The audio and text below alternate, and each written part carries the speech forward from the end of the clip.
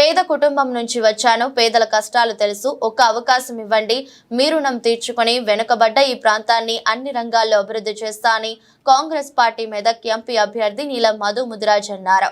Congress party Kolcharam మండల అధ్యక్షుడు నాగులగారి మల్లేశం గౌడ్ ఆధ్వర్యంలో మండలంలోని దుంపలకుంట, రంగంపేట, సంగయ్యపేట, చిన్న ఘనాపూర్, పొత్తంశెట్టిపల్లి, అప్పాజీపల్లి గ్రామాల్లో ఎన్నిక ప్రచారం నిర్వహించారు. నీలం మధు ప్రచారానికి జనం అడుగడుగునా బ్రహ్మరథం పట్టారు. జన నీరాజనాల మధ్య మధు ప్రచారం చేశారు. ఎన్నికల ప్రచారంలో భాగంగా కొల్చారం మండల కేంద్రంలో కార్నర్ మీటింగ్ లో అశేష జనవాహిని ఉద్దేశించి ఎంపీ అభ్యర్థి నీలం మధు ముదిరాజ్ ప్రసంగించారు. దేశ ప్రధాని స్వర్గీయ ఇందిరాగాంధీ ప్రాతినిధ్యం వహించినటువంటి మెదక్ పార్లమెంటు స్థానం నుంచి తనకు పోటీ చేసే అవకాశం రావడం పూర్వజన్మ సుకృతంగా భావిస్తున్నానని పేర్కొన్నారు.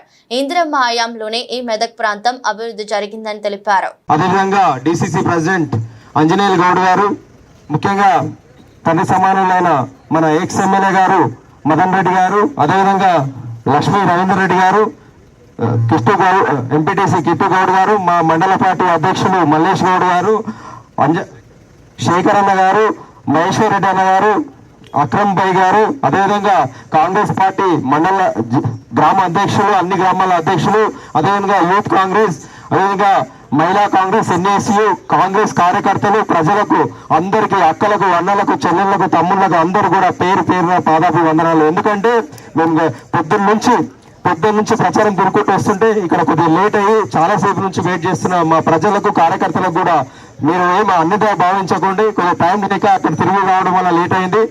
మీ టైంలో మేము విలువైన టైంలో మేము కొద్దిగా ప్రచారంలో భాగంగా మేము టైం తీసుకున్నాం. మీరు శ్రమించాలని కోరుకుంటున్నాం. అప్పటి నుంచి వెయిట్ చేస్తున్నందుకు. ముఖ్యంగా మా నాయకులు అన్ని చెప్పేసారు. నేను ఎంపీ గెలిచిన తర్వాత కూడా ఈ ప్రాంతంలోనే ఉన్న బిడ్డను మీ మధ్యలోకించి ఒక గరీబోళ్ళ ఇంట్లోకించి పెట్టి గరీబోళ్ళ కష్టం తెలిసి ఒక పంచాయతీ టు పార్లమెంట్ కు పంపిస్తున్న పార్టీ కాంగ్రెస్ పార్టీ అని చెప్పి తెలియజేస్తున్నా.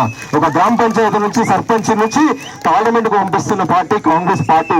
ఈ గడ్డ నుంచి ఇందిరమ్మ ఎంపీ అయ్యి ప్రధానమంత్రి అయిన గడ్డ నుంచి ఒక బడుగు బలహీన వర్గాల బిడ్డకు అవకాశం కల్పించిన పార్టీ కాంగ్రెస్ పార్టీ అని చెబుతున్నా. ఈ రోజు మీరు ఆలోచించండి. ఒక బీసీ సోదరులారా, అదేవిధంగా ఎస్సీ సోదరులారా, మైనారిటీ సోదరులారా, ఎస్టీ సోదరులారా, రెడ్డి సోదరులారా, అన్ని వర్గాల సోదరులారా, కాంగ్రెస్ పార్టీ అంటే అన్ని కులాలను, అన్ని మతాలను అందరినీ కలుపుకునే పార్టీ, సమానత్వం కోరుకునే పార్టీ కాంగ్రెస్ పార్టీ. ఒకసారి చెప్తున్నా, గతంలో కాంగ్రెస్ అధికారంలో ఉన్నప్పుడు మీరు చూడొచ్చు, ఈ తెలంగాణ ఇచ్చిన తల్లి కూడా కాంగ్రెస్ పార్టీ, సోనియా గాంధీ కాదా? ఎవరిచ్చారు? మరి సోనియా గాంధీ ఇచ్చినప్పుడు ఇప్పుడు ప్రభుత్వం తెలంగాణలో ఏ ప్రభుత్వం వచ్చింది? ప్రజా ప్రభుత్వం వచ్చింది. ప్రజా పాలన నడుస్తుంది, కాంగ్రెస్ పాలన నడుస్తుంది. మీరందరూ కూడా ఈరోజు 6 గ్యారెంటీలు చెప్పిన విధంగా అందులో 5 గ్యారెంటీలు కూడా నెరవేర్చిన వ్యక్తి రేవంత్ అన్న అని తెలిసా కదా? ఈరోజు ఆడపిల్లలు అందరూ కూడా, అక్క చెల్లెళ్ళు కూడా ఉచితంగా బస్సు ప్రయాణం చేస్తారు. ఎవరైనా టికెట్ తీసుకొని ప్రయాణం చేస్తారా?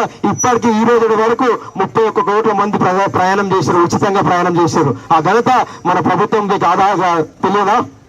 ఎక్కడన్నా అమ్మగారింటికి పోయినా, కాలేజీకి పోయినా, మన పిల్లల్ని కాలేజీకు ఎక్కడికైనా స్కూల్కి పంపించినా కూడా ఎన్ని ఖర్చు అవుతాయి బస్ తీసుకోవడానికి?